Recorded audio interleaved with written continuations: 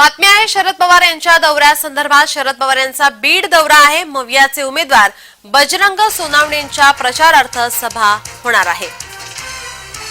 पंतप्रधान नरेंद्र मोदींनंतर शरद पवार अंबाजोगाईमध्ये बजरंग सोनावणे यांचा प्रचार करणार आहेत।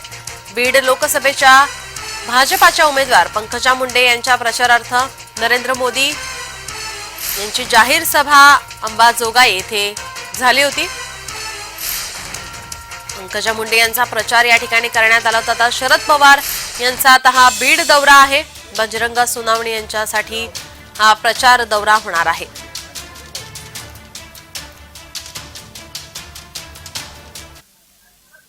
आपले प्रतिनिधी उद्धव मोरे आपल्यासोबत जोडलेले आहेत। उद्धव, शरद पवार बीड मध्ये येणार आहे, काय अधिकची माहिती?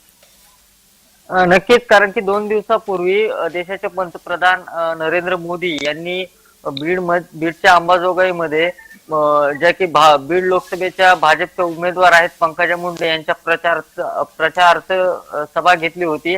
आणि या सभेच्या माध्यमातून मोठा हल्लाबोल जो आहे तो पंतप्रधान नरेंद्र मोदी, काँग्रेस शासन, राष्ट्रवादी यांच्यावर केला होता। कर्नाटकांच्या आरक्षणाचा मुद्दा देखील मोदीजींनी अंबाजोगाईमध्ये उपस्थित केला होता, मुस्लिम आरक्षणाचा। आणि या मुद्द्यामुळे त्यांनी असं स्पष्ट सांगितलं होतं की मी जिवंत असेपर्यंत जे आहे ते जे ओबीसीचं आरक्षण आहे ते मुस्लिमांना घेऊन देणार नाही, असं देखील त्यांनी म्हणलं होतं। त्यानंतर लगेचच आता शरद पवार यांनी आज अंबाजोगाईच्या मोंढा मैदानी या ठिकाणी जाहीर सभा लावलेली आहे। आणि या सभेच्या माध्यमातून बजरंग सोनवणे यांचा ते प्रचार करणार आहेत। नरेंद्र मोदी यांच्या सभेनंतर लगेचच 2 दिवसात ही सभा होती, त्यामुळं कुठं ना कुठं नरेंद्र मोदींच्या सभेमधून ज्या पद्धतीचा हल्लाबोल झालाय त्या हल्लाबोलला शरद पवार कशा पद्धतीने प्रत्युत्तर देतात, काय नेमके मुद्दे मांडतात, याकडे संबंध बीड लोकसभेमधल्या लोकांचं लक्ष असणार आहे। त्याचबरोबर उद्धव, या सभेमध्ये आता मवियाचे आणखीन कोणी नेते या सभेमध्ये उपस्थित राहणार आहेत?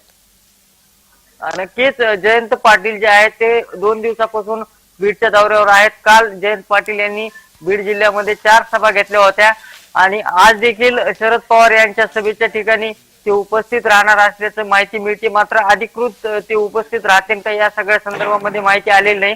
मात्र शरद पवारांसोबत प्रदेश अध्यक्ष जयंत पाटील देखील या सभेमध्ये असणार आहेत। या सभेच्या माध्यमातून अत्यंत काटेकी टक्कर आपल्याला बीडमध्ये बघायला मिळते, कारण की एकंदरीत महाविकास आघाडी विरुद्ध महायुती असा संघर्ष बीडमध्ये आहे। आणि त्यातच आता मोठ्या नेत्याची एंट्री या निवडणुकीमध्ये झाली आहे। सगळ्यात आधी मोदीजी आले आणि आता पवार साहेब येतात, त्यामुळं या निवडणुकीमध्ये आता कशा पद्धतीने शरद पवार भूमिका घेतात, काय लोकांना या सरकार संदर्भामध्ये सांगतायत, याकडे आपलं लक्ष असणार आहे। धन्यवाद उद्धव, तुम्ही दिलेल्या माहितीसाठी।